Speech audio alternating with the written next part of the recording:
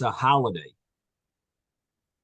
So we were talking that there are holidays that are in a book called Megillas Taanis. And those holidays officially we're not supposed to fast on. However, what happens if you accepted upon yourself a fast day, and it turns out that it's falls on a day that's officially we're not supposed to fast? And the example given is that you decided you're going to fast on the next 10 Mondays. And so every Monday for the next 10 weeks, you're going to fast, let's say. So you chose to take upon yourself the next 10 Mondays. But the problem is this Monday is fine. There's no fast day on it. But in 3 weeks from now on Monday, it's a special holiday. There's a certain holiday coming up in 3 weeks from now. So what happens then? Does the holiday override your fast, or does your fast override the holiday? So this is really the discussion of our Gemara. So I'm going to start right in the middle of the page on 12a. I know we did a lot of it, but I'd like to go over it once inside. It's right in the middle of the page, 12a. And if you have an art scroll, tell you where we are. 12a, Amar Shmuel, 12a2, on the second paragraph. 12a2, second paragraph. Amar Shmuel. Shmuel says, Kol Taanis shloi kibel alav miba'od yod. Any fast day that you did not accept upon yourself while it is still the previous day, the day before the fast, lo yishmei taanis, it is not called a fast day. You need to accept it upon yourself, and if you don't, it is not called a fast day. And I explained that accepting it upon yourself, that it's brought down that that's the way a proper fast day is, and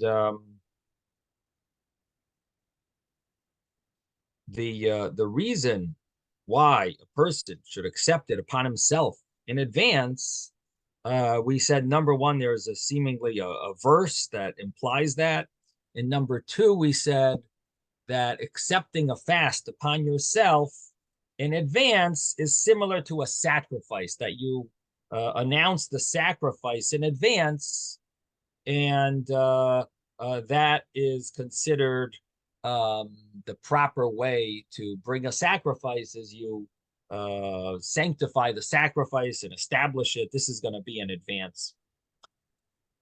My understanding is that this is connected to anything special you always do, and you always prepare in advance. Preparation is considered a major part in Judaism of showing importance and respect. So the acceptance of a fast day is seemingly connected to that idea. The sacrifice you decide you establish in advance, the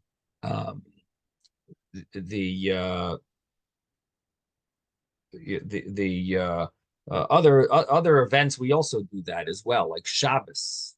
Shabbos is not a day you just stop working. We just stop right now, and now it's Shabbos. To the extent that you're supposed to prepare in advance to prepare for Shabbos, in fact, if the angels are supposed to come home with you from the shul, and they look if your house is well prepared and ready for Kiddush, like if your house is all, we have to prepare for anything important. So again, I didn't see that exact interpretation, but it seems that that's the meaning. I mean, it mentions the two things that I saw about it was Kidshu Tzoim, that you sanctify the holiday, and which implies that you have to establish it in advance. And the other thing that that I saw was that it's similar to a sacrifice. But I'm just adding that idea that I think is connected to it, that anything important you prepare for. If the queen was coming to your house, you'd prepare. You want to do a mitzvah, mitzvahs need preparation. You prepare in advance, and that's the appropriate way to do a mitzvah. Okay, so we've got this statement of Shmuel, and Shmuel's statement is that the Taanis needs preparation. And if you didn't prepare, it's not called a fast day. And of course, the commentaries debate if this means it's worthless completely, or if it means it's not, doesn't have the full meaning of a fast. Obviously, these are the two ways of learning this. But the ideal point is you should prepare in advance and accept the fast day on yourself before. Now, the Gemara asks, so what happens if you didn't? The Yosiv Mai. So if you did fast without doing this advance acceptance of the fast day, what happens? And the Gemara answers that it's similar to that blowing machine. Amar Rabba Bar Shilo Damila Mapucha. It's similar to a blower, a mapuach, the malya zika that is filled with zika. Zika was wind or air. It's filled with air, and but basically, if you don't eat, you are just filling your body with air. Seemingly, what it means is it is worthless. Your fast day doesn't have the spiritual accomplishment of a fast day. You fasted, you might lose some weight, but you are not fulfilling a mitzvah. You didn't accept it on yourself in advance, so you didn't do this special element of whatever fasting brings upon oneself. It doesn't accomplish it because you didn't accept it on yourself in advance. The other way of learning this is that just like the air goes out so fast, the same thing as this fast day, it's worth something, but it's not complete. It's so fast, it just comes and goes, meaning it has a little value, but it doesn't have the value of a full fast day. Okay, so now we have clear Shmuel's statement that a fast day, you need to accept it in advance. If you didn't accept it in advance, it either is worthless for spiritual purposes, or it is worth very little. It doesn't have such a major accomplishment. It's not complete. It's, however you want to translate it, it's similar to this bellows that blows air, and it's either you're filling yourself up with air, just like it, and it's worthless, or it goes out so fast that it's like similar to like a fast that is, it's not so valuable. It comes and goes. You got a little credit. You got a little credit, but not much. Then the Gemara says, so when do you accept it on yourself? Amos Mekabel. So here we had this argument, and again, you're going to have a big debate between the commentaries. Rav says, Rav Amar b'mincha. Rav says at the time of mincha. The time of mincha means a number of options. One could mean that it's the time of the large mincha, mincha gedoyla, which means 6.5 hours in the day, which means anytime after that, you could accept the fast. Rav Hai Goyin learns this way, that it means after 12:30, you could accept the fast on yourself. Anytime during the day, you say, I'm going to be accepting a fast for tomorrow. Another pshat is, it means the mincha ketana, the small mincha, which means 9.5 hours into the day, which would mean like 3:30. From 3:30 and on, you could accept this fast on yourself. And another pshat is that it doesn't really mean either of those. It means in contrast to Shmuel, which says Shmuel Amar betfilas hamincha. Shmuel says in the davening, during the davening of mincha. The Rav says no, it doesn't have to be during the davening. You can do it any time there. Mincha time is fine. It doesn't have to be during davening, but really it could even be before that, before mincha time. Anytime before that is fine. And so these Rishonim, these commentaries, they learn that Rav is not specifically talking about mincha. They learn that he's saying it's very laid back. As long as you accept it in advance, you're doing fine. You could do it a few days before, no problem. Rashi doesn't seem to agree with those opinions, and there's other commentaries, but there are different views. Again, there's three ways of learning what Rav's opinion is. It either means mincha gedola, mincha katana, or it means any time in advance, and not specifically during davening, or maybe specifically not during davening, because it could be considered a hefsek. So that's another point that should be mentioned, that there are those commentaries that want to say that Rav holds you shouldn't do it during davening. Could be like an interruption. But anyway, that's Rav's opinion. And Shmuel says, no, you got to do it at the mincha before the prayer. Shmuel Amar B'tfilas HaMincha. Amar Rabbi Yosef says, Kavosei de Shmuel Mastabra. It makes sense, Shmuel's opinion. And somehow the Gemara is going to try to prove that Shmuel's view seems more right. And how that is proven from here is also a whole debate between the commentaries. It says in the we call a brisa, this booklet of Megillas Taanis, which had all the list of all the holidays. It says over there, and this is this Aramaic verbiage, Lahain kol inish de yesi alohi. All people, lahain means like, however, every person, kol inish, every person, the yesi alohi, that brings upon himself, or that comes mikad masdana, before now, before this day or this holiday, yeyesar shall make a prohibition on himself. Now, what does this mean? So what happens, what we're talking about is that you accept it on yourself to fast for the next 10 Mondays. Okay, you decided, you just made $10 million in investments. So you decided, you know what, Hashem, I love you so much.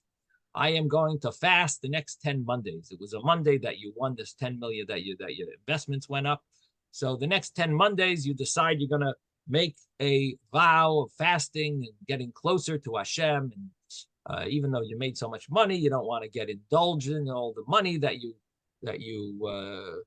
made. So you want to use it for good purposes, and therefore you make this promise: you're gonna now fast for the next 10 Mondays. Okay. So what you say is, so the brisa of Megillas Taanis, this is important to understand. How is it proving Shmuel's view? Shmuel said that you're supposed to accept a fast day in your davening. How does this prove this? So what does it say? So what it says is that you before the holiday came, in other words, there's a holiday written in Megillas Taanis, and it says you're not supposed to fast on that day. So, for example, you accepted 10 Mondays, and in 3 Mondays from now, it says in Megillas Taanis, don't fast on that day. This is a holiday because the Jews in a certain town were supposed to, there was a whole pogrom that was going to happen, and miraculously they were ready for it, and they killed all the anti-Semites. And so it became a holiday 3 weeks from now, Monday. So it's not supposed to be, we're not supposed to fast on that day. Well, what do? I accept it on myself, 10 Mondays. But that Monday is a holiday, and it's written in Megillas Taanis. So what it says in Megillas Taanis is, what do I do in this case? So in Megillas Taanis, it says that when a fast day comes before this holiday, in other words, I accept it on myself, a 10 Mondays, and now the Monday is coming up, and and it comes out that I'm really not supposed to fast. So what it says is, what do? Yesar, you're supposed to accept on yourself, again, make a clear commitment, I am fasting next Monday. Because then your fast takes on a overriding strength, and it overrides the holiday. My lav is when the Gemara needs to say, doesn't this mean the following? My lav, isn't it isn't it meaning yesar or yesar atzmai b'tzilai? Doesn't it mean that I will prohibit myself from eating in my prayer? Isn't that what it means? Now, what is this? What does this really mean? Why would you think that that's what it means? So it says yesar, that you got to prohibit yourself, but who says it means in the davening? In other words, how does this prove Shmuel? Again, I think you could learn it two ways. You could learn this fits with Shmuel or it fits with Rav. We have two opinions, Rav and Shmuel. Rav says you accept the fast on yourself before the fast, mincha time, big mincha, small mincha, a few days before mincha, whatever it is, you accept it upon yourself anytime. And Shmuel says, no, it has to be during mincha.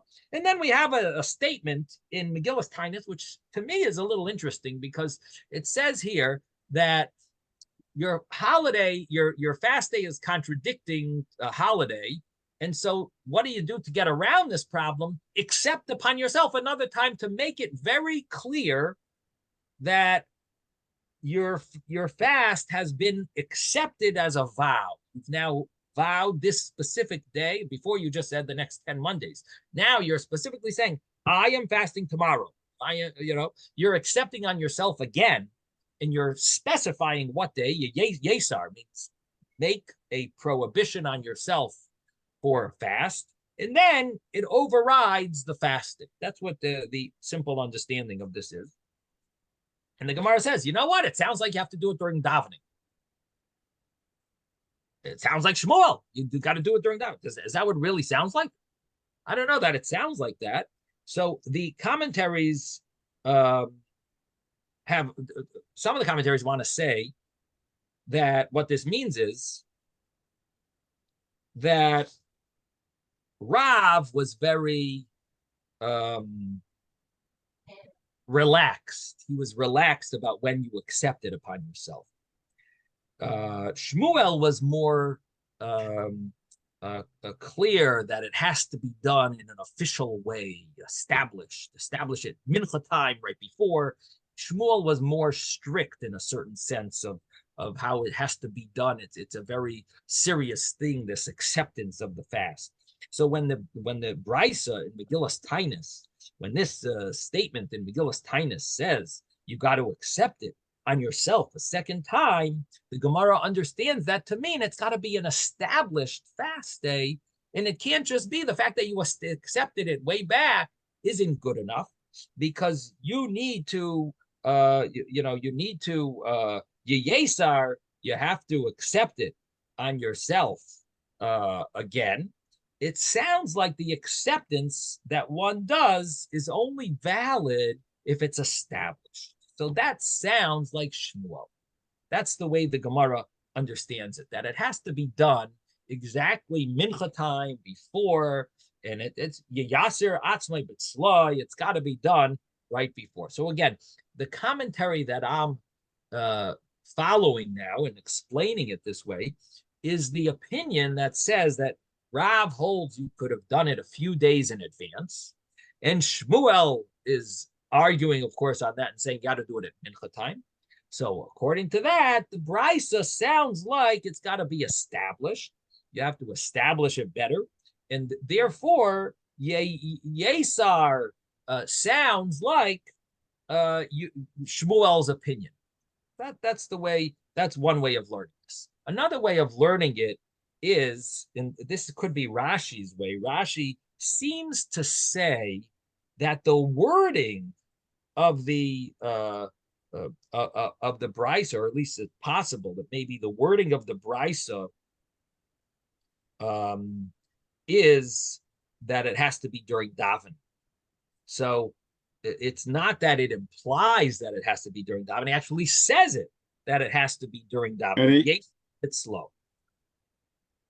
Did someone want to say something? Isaac, was that you? Did someone say something? No. I'm sorry, okay. What? No, I thought I heard your voice wanting to say something. Okay, I thought. No, I'm sorry. Okay. Anyway, so there is a girsa here. Again, I don't know if it's Rashi, but there is such a girsa that has Yasir Bitzloi. There is such a text that has the actual word bitzloi, which would mean during davening, in the actual wording of the brisa. So that would be a reason why it proves Shmuel's opinion that you need to accept it on yourself during davening. And then it overrides this holiday. So that's the way the Gemara is understanding it. So my lab, yaser atzmai bitzloi. So the Gemara assumes that this means like Shmuel, that you have to accept it, you have to make a vow in davening. And the Gemara answers, no, la ye aser atzmai, he is prohibited. And this itself is a little vague. What does it mean? He is prohibited, ye aser. So it could mean that he is prohibited without doing during davening. In other words, he could prohibit himself during davening or not during davening, or it means that he is automatically prohibited. He doesn't need to accept on himself anything. That's seemingly more the way to translate it. The aser atzmai, he himself is prohibited. He doesn't have to accept anything on himself because he already is prohibited. And instead of translating yaser, meaning a verb, he has to prohibit himself. It really means yaser atzmai. He is, or it's more like a passive statement that he is prohibited, and that would mean that Rab's opinion, which he accepted this fast on himself in advance, he would be prohibited. Just 1 second.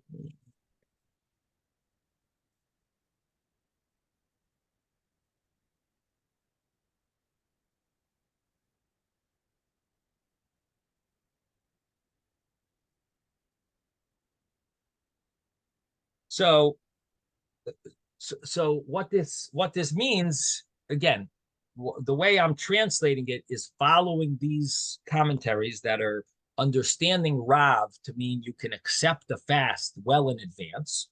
They seemingly didn't fit with this statement of Megillus Taanis, which sounded like it has to be established again.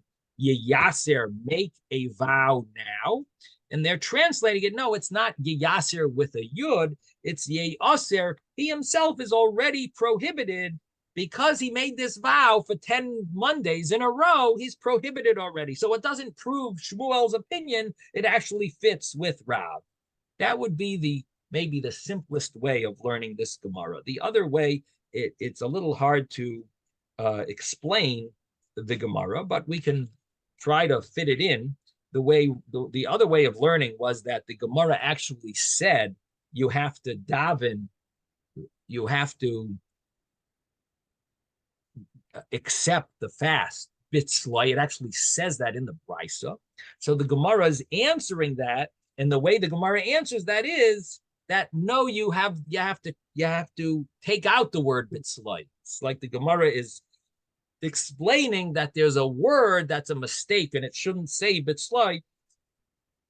And that's where Rav follows that it doesn't say bitzlai, it doesn't say in davening, and therefore you would prohibit yourself either in davening or not in davening. It doesn't matter. So that would be the other way of learning. In other words, it's a question. The Gemara's answer is that you just take out that word bitzlai, that word is incorrect. The Gemara then continues, and it says, Pligi baha Reb Chia Reb Shimon Rebbe. We actually have an argument between these Amoraim, these later the rabbis of the Gemara, about this statement, how exactly it's supposed to read. Is it Yesar or Yaser? He should prohibit himself. Chad Amar Yesar, he should make a prohibition on himself. V'chad Amar Yeaser, he is prohibited. And again, this I'm going to have to, following that first way of understanding it, the easier way of reading the Gemara is that one opinion is that it's Yesar, he prohibits himself. and he has to make a new vow that actually prohibits himself. Now he's vowing right before the fast. Yesar is going to make this vow, establishing it, and therefore it'll override the fast day. Or the other one is Yeyaser, he is prohibited, and that would be seemingly the way Rav was understanding it, and that he would be prohibited. Okay. Manda Amar Yesar, the opinion that says that he makes a prohibition, Kida Amrin, unlike we explained already, that he will now establish this fast day by not only his earlier acceptance of 10 Mondays in a row, but he now accepts it right before, during davening, he's going to prohibit himself, and this will override the fact that it's a holiday. Lamanda Amar Ye Aser Maihi. If you, according to the other opinion, Rav, or according to the other opinion in the Amoraim over here that it mentions, either Reb Chia or Reb Shimon Berevi, that one of them says Ye Aser. So who, according to that opinion, whoever it is, Ye Aser, that he is prohibited, Maihi, what does the what is the understanding of this, or why does it need to even say it? Isn't it obvious? He accepted 10 fast days on himself. Maihi, why would it tell us this? If you have to re-accept it on yourself, fine. But if you don't have to re-accept it on yourself, then just don't say anything. Why would it have to say it that he is prohibited? So the Gemara answers, because it says in Megillas Taanis, Tanya Megillas Taanis, that it's not so simple. It's a holiday.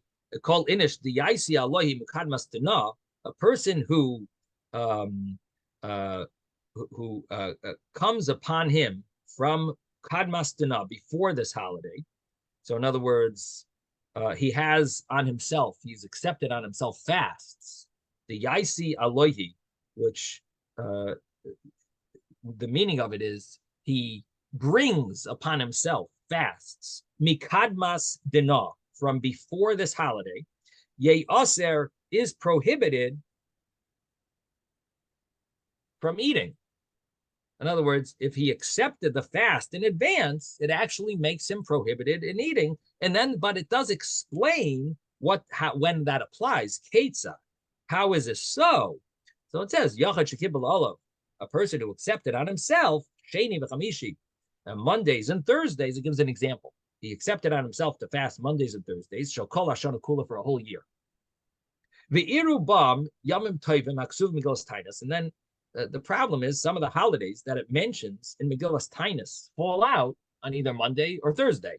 So he's got, this day is a special holiday, and that day is a special holiday. Turns out that this year that he accepted on himself to fast Mondays and Thursdays, a few of them fall out on these holidays of Megillas Taanis. So what is the law? So im nidrei koidem l'gzeirosenu, and again, this is, it's a little surprising, this statement, but it says here that if his vow was established, in other words, he made this vow before the decree of these holidays, before these holidays were established. In other words, these holidays were established over time. And, let's say the first year that it happened, it wasn't a holiday. Maybe it was the second year or the third year afterwards, they established it and said, we should make a holiday. This was a very good day. Look, remember what happened? The rabbis had to convene together and decide if it's a holiday. So if your neder, your vow, came before the decree to establish these holidays, the vow nullifies our decree, because you made your vow before our decree, and you have to fast. Even though we made a holiday, too bad. Your vow overrides our fasting. Now, but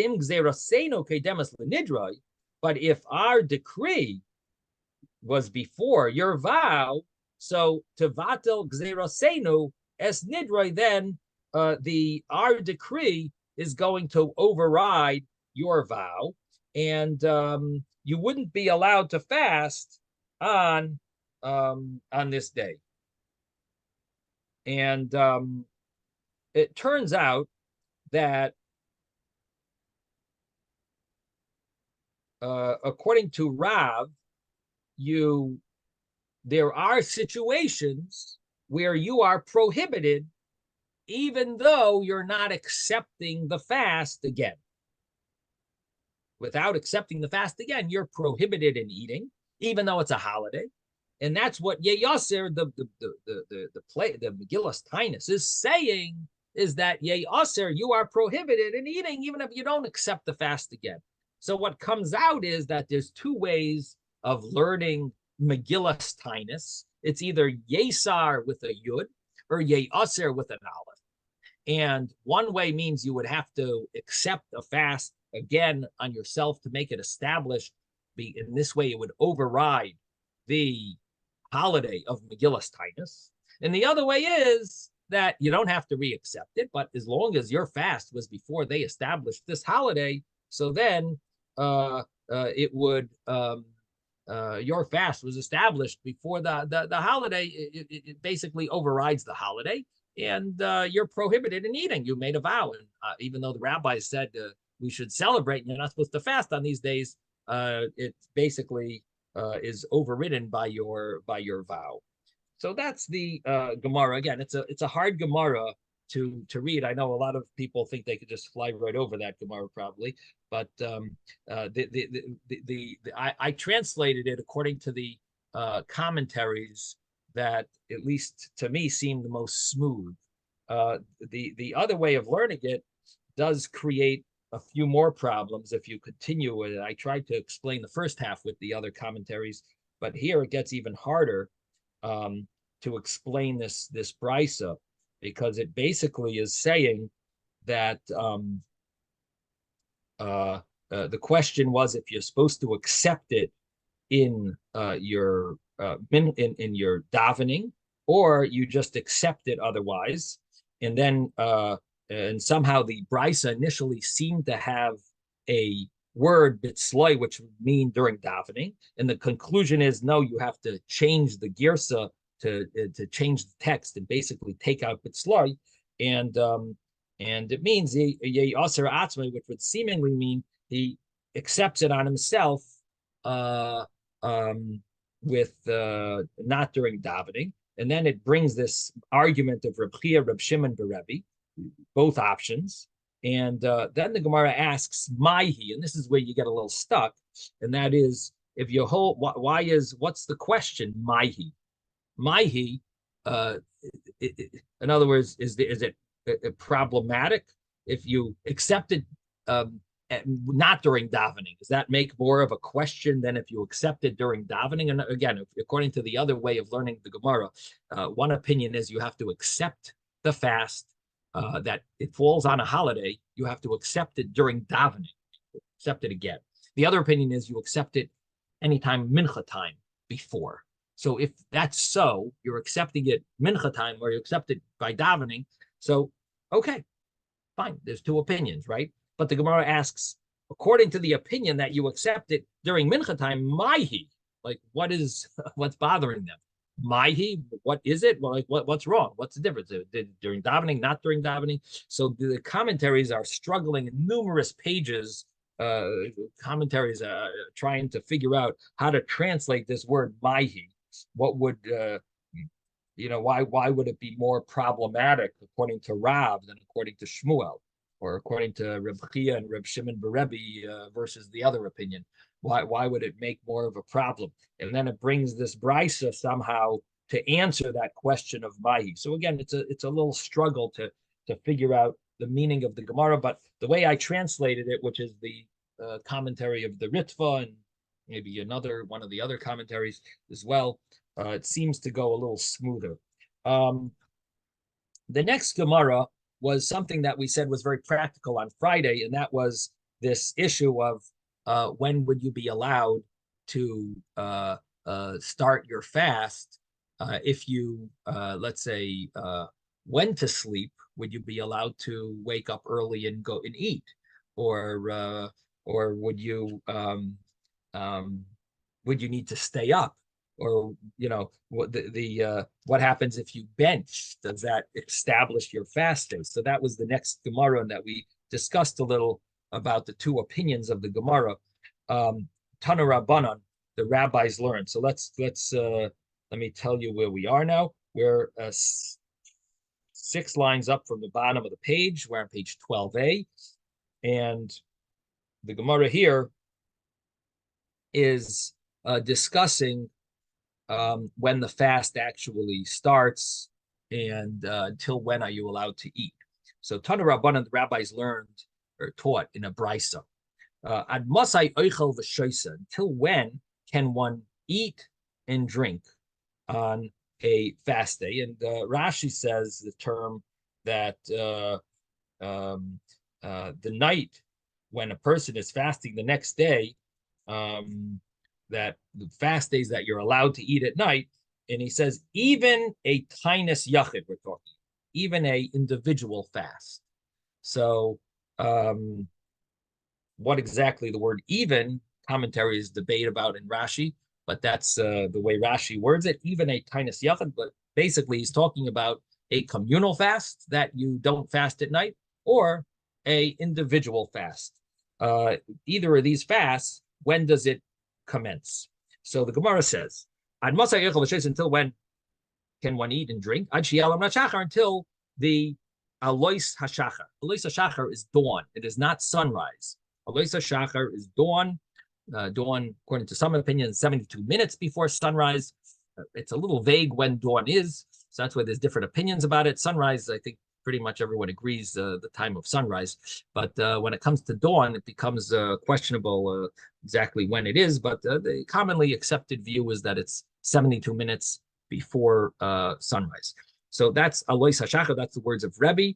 And Rebbe Elazar Bar Shimon Aimer, Rebbe Elazar, son of Shimon, says Ad Kreis Hagever, that you would be allowed to eat until the rooster crows. And Rashi says over here that it means the first crow of the rooster. There's another Gemara that talks about 3 different crows of a rooster. Rashi says here it doesn't tell us which one we're talking about. It must be the first crow of the rooster. I don't live on a farm. I don't know when a rooster crows, but it's somewhere probably earlier, I think, than dawn. Now, Esvei, now Amar Abaye says, Amar Abaye, Lo shano ella shaloi gomer su'udasai.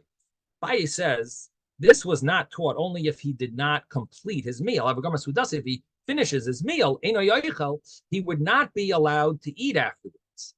If a person finishes his meal, it's over.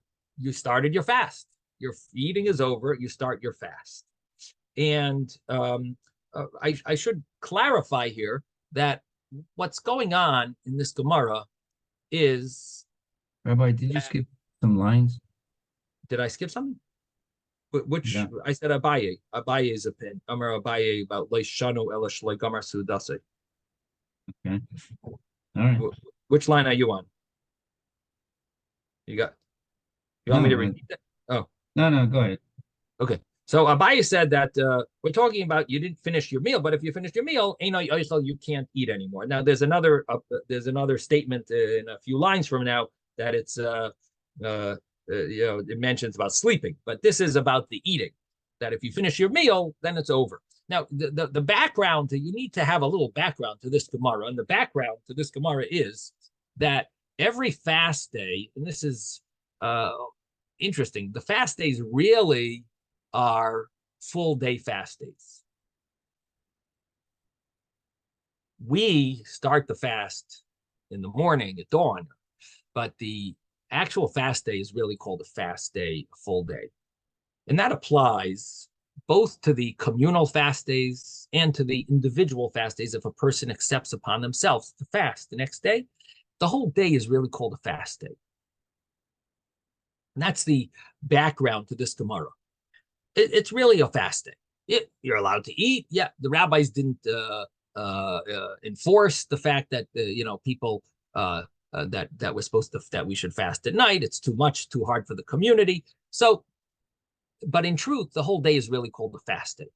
Now, when you see it that way, it brings to mind a few things. Number one, what brings to mind is that it could be that some great tzaddikim, they actually fast at night as well. It's even brought down that some people are machmir, not only that they don't just have the regular fast, but they follow the 5 prohibitions of Yom Kippur, some of the other prohibitions of Yom Kippur. In other words, the community doesn't have to do it because it's not really obligated, but in truth, it's really meant to be a fast day. And we're not really supposed to take showers and wear leather shoes and so on. So the whole day has a certain element of a fast day. And that's why, if you were wondering, why do you need to accept the fast at mincha time if the fast doesn't really begin until the morning? And the answer is because guess what? The fast really did begin at night.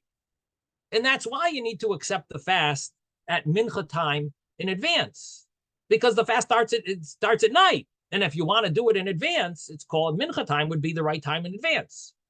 If the fast really started in the morning, then I could understand. You have a good question. Accept the fast by Ma'ariv. Why don't you accept the fast at Ma'ariv? But really, in truth, the night is really part of the fast. Now, I'm not encouraging anyone to take on more than the rabbis did. The rabbis established, and it's enough that we fast during the day. We're not, weaker, and with this, I don't know that a person should do that, but I'm just sharing with you that in truth, the whole day has an element of it. The night also has an element of fast, and to that extent, the Gemara has to ask, so when, what are these leniencies that you're allowed to eat? Does it apply in general? Is it a blanket leniency? You can eat all night? No, it actually isn't a blanket leniency. It's not. It's, if you stopped eating, at least according to this view in the Gemara, you stopped eating, okay, now your fast starts, because we allowed you to eat, but in truth, it's really part of the fast day at night. So once you finish your supper, and you conclude your meal, the fast begins. The other opinion, which we'll soon see, is you didn't go to sleep. You went to sleep? Okay, that's it. Now, we know of a way around this problem, is if you make a condition before you go to sleep that you're going to be waking up and you're not accepting the fast until you eat breakfast in the morning, and you decide to eat your breakfast at least a half hour before dawn, so you get a meal even before dawn, because officially you wouldn't be allowed to eat before the time of Shacharis or whatever. So you eat your meal at least a half hour before, or if you're just taking a coffee, it's not a problem. But or something small. But if you want to eat a full, nice sized meal, then you got to wake up at 5 o'clock, and you have your 45 minutes to eat. But whatever time the fast began on Friday.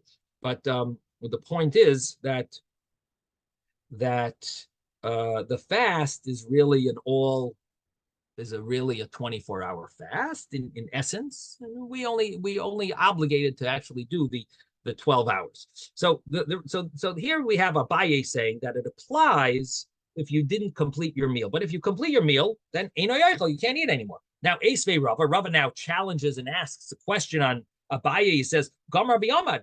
It says if a person finished, or the way Rashi has it, it's Ochal B'Yamad.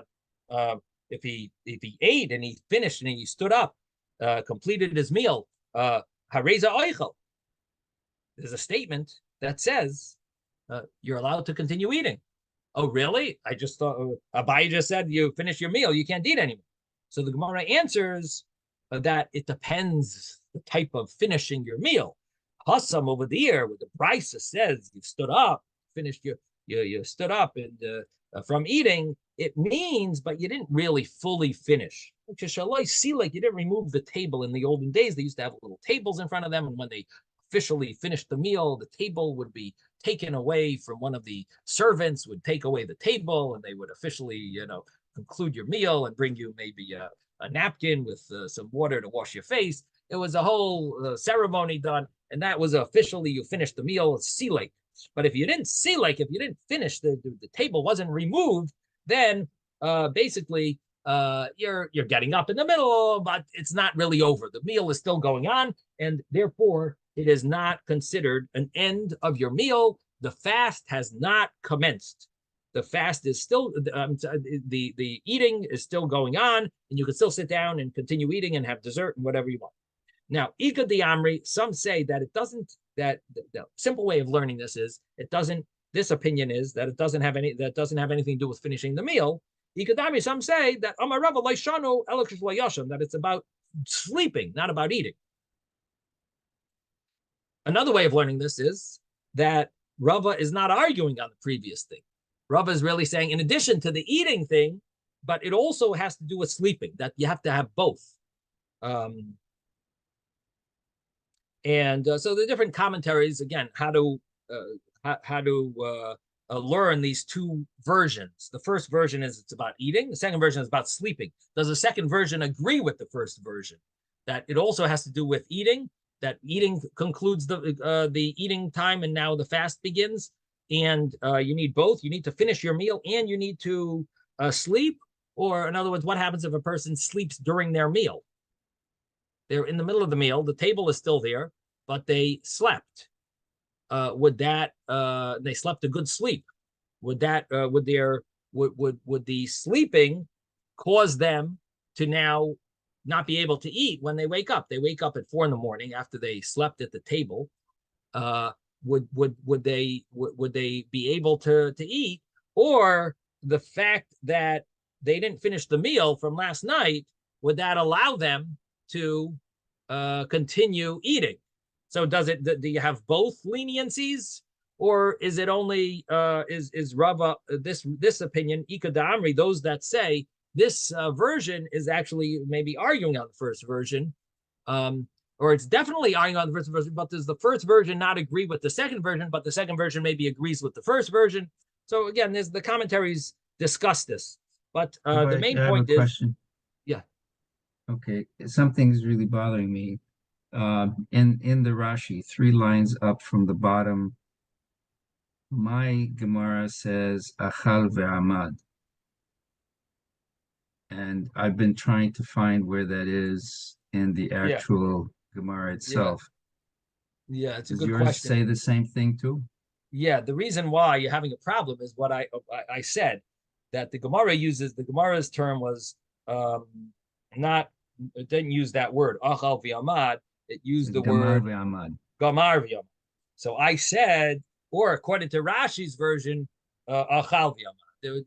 There's a version with gamar v'amad or achal v'amad. Basically, the Bach I think mentions it over here, and he mentions that there seems to be some change. You know, if you look in the Gemara, let's see. Gamar Sudasai. I think I saw a Bach that switched it. Where do I see that? Bays. There's a little bays that.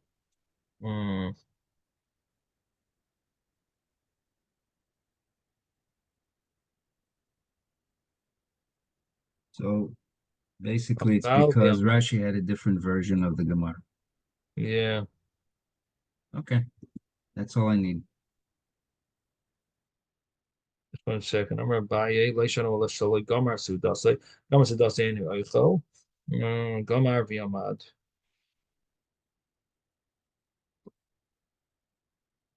Yeah, seems like that it's a different. I think something's wrong in this Gemara. 1 second. Let me just get another Gemara here. Yeah. The Art Scroll Gemara seems to have a mistake also. Because the Art Scroll Gemara has the little base 2 lines up from the bottom. And really, that little base should be 3 lines up from the bottom. So I don't know which Gemara you're using, Ezra, but the Art Scroll Gemara does have a mistake in it, as far as I see it. I'm not using Art Scroll. Oh, okay. So does yours have a small base, 3 lines up from the bottom? Are you using the Vilna Shas? Do you have a regular Gemara? Yes. So it should have a little base from Hagois Habach in the Gemara, 3 lines up from the bottom. Does yours have that? Or in the Gemara itself, not in Rashi, right? Yeah, in the Gemara itself, yeah. No. Does don't it see have it two anything. lines up from the bottom at the end of the page? Abaye Yashan? Yes, there's a small bait there. Yes. So it seems like I have a Gemara that corrected that. That little base is really supposed to be Gomar V'Yamad in the Gemara, and that base takes you to the Bach. And the Bach says, Eis V'Abaye Ochal V'Yamad, Hareza Ochal, that he changes the version that we have in the Gemara to fit with Rashi, Ochal V'Yamad. You get that? You see, in other words, the little base should be further up, and it seems like a later print of the Gemara corrected that. Okay. And that's weird. So that's why you see it that way. Okay. So the Gemara continues and says that again, it doesn't really make a difference in the translation. It's just exact to be exact in the wording and fit with Rashi's wording. That's he changes it. You know what I mean? It's not like doesn't seem to be a major difference in that doesn't really make any change. Okay, so the first version was about eating, finishing to eat. The second version was Rava says that Amar Rava loishanu ela kishaloi yashan. This is only applicable if you did not sleep. Aval yashan einoi oichel. If you slept, then you do not you cannot eat anymore. So the first version was if you finished eating, you can't eat anymore. Second version is if you slept, you can't eat anymore. Abaye. So here, Abaye is talking, according to this version, Rava's the one who says this law about sleeping, and Abaye is the one who's now asking the question on him. And he says, what do you mean? I have a brisa that says, if a person slept and then he got up afterwards, he's allowed to continue eating. The fast doesn't begin till the morning, right? So you could stand up, you could eat, continue eating. And Rava earlier said that once you slept, the fast kicks in. So the Gemara answers Hasam b'misnamnein. We're not talking about if you really slept. The brisa that says you could eat afterwards is if you dozed off. Over there, talking about dozing off. And of course, dozing off is a little vague. So the Gemara has to clarify what does dozing off really mean. But misnamneim is dozing off, then you could still eat.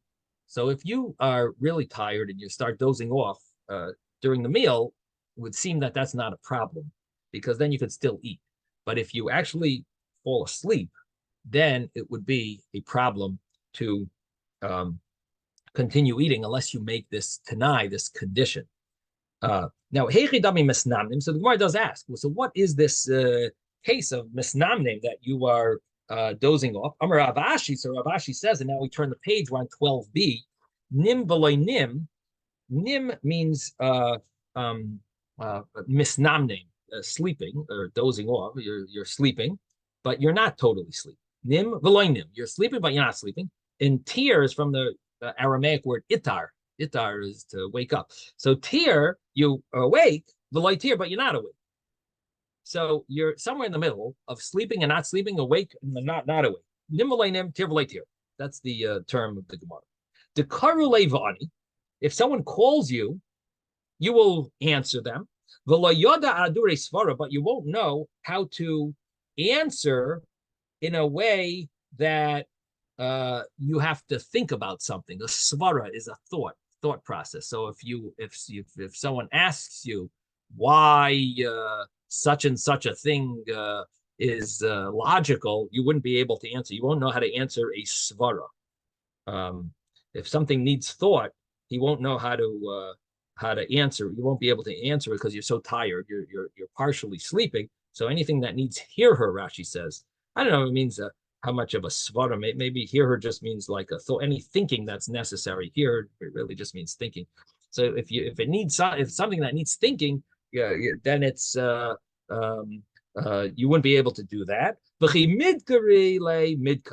But if you remind him, is it this? Is this the meaning of it? He will say yes. He will recognize that. So that's what the Gemara explains to mean dozing off. So now we have a translation of what dozing off means. And if a person dozed off while they were before a fast day, at night they could still eat. And what is the dozing off of this whole situation where you're sleeping, but you're not sleeping. You're awake, but you're not awake. The person asks you something, so it depends.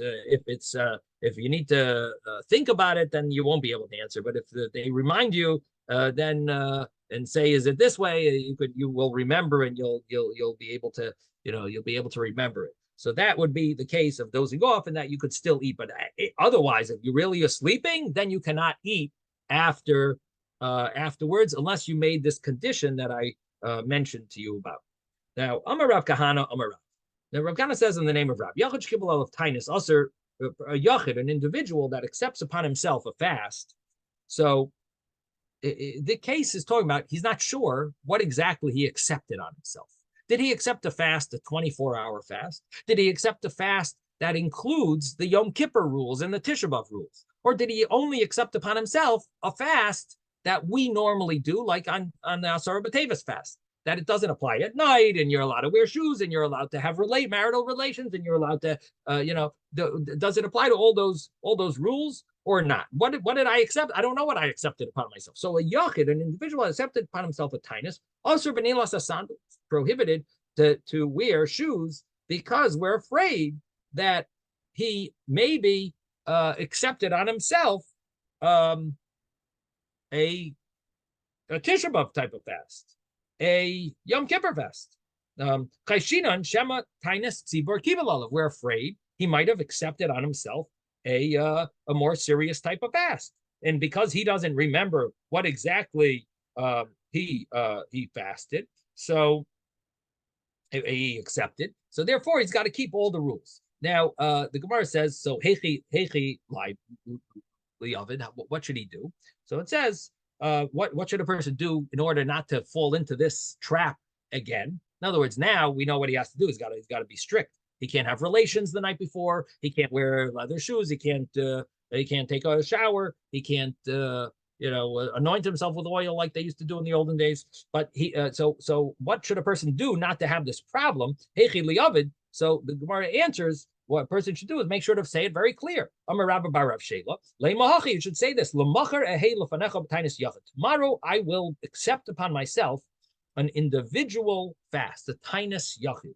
So if you say the word yachid, then you have accepted, you've made it more clear. In other words, no one's there's no reason to assume that he meant a Tisha B'Av or a Yom Kippur fast, because he clearly said he's accepting on himself, and he accepts it. And of course, it's the day before. He's saying lemachar, tomorrow. So in other words, he's doing it the day before, and he's accepting on himself a tainis yachid, an individual fast. And the Gemara then talks about this idea of wearing shoes. Amrulei Rabbanan Rav Sheshis, the rabbis told Rav Sheshis, Chazinan Rabbanan, the Masaimi Masanayu. We have seen rabbis, Amrulei Rabbanan Rav Sheshis, the rabbis told Rav Sheshis that Chazinan Rabbanan, we have seen rabbis, the Masaimi Masanayu, that are wearing shoes. Vazul Beit Tainisa, and they're coming to the house of the fast, which means this is a fast day. And we're surprised that that they're actually wearing shoes.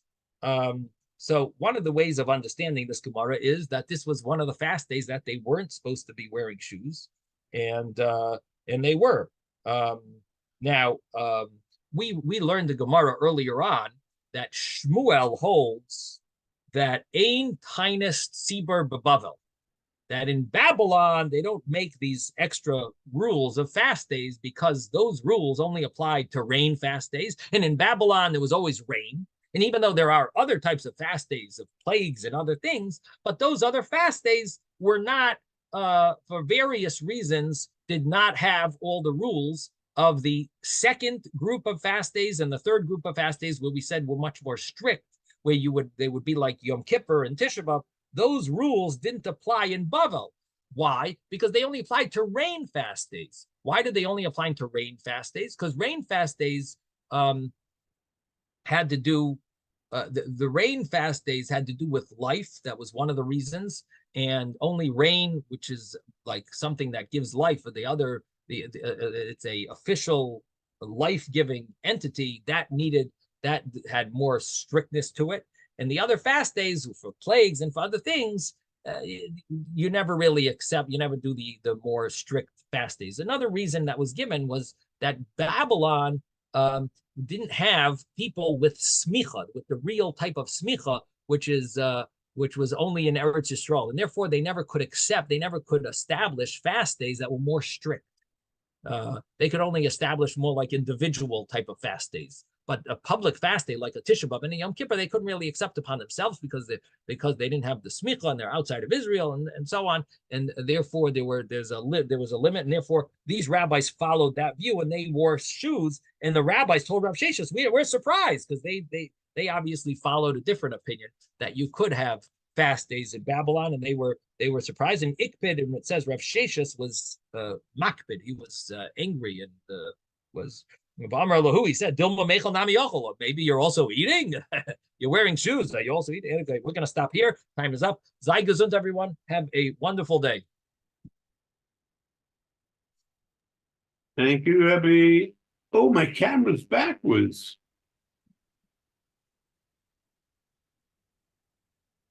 Oh, now I get to see you. Sei No, the gesund. one on the laptop is broken. This is a loose one that I use. Okay, take But care, I didn't everyone. know it was facing away. Rabbi, thank you. Okay. Good day, everybody.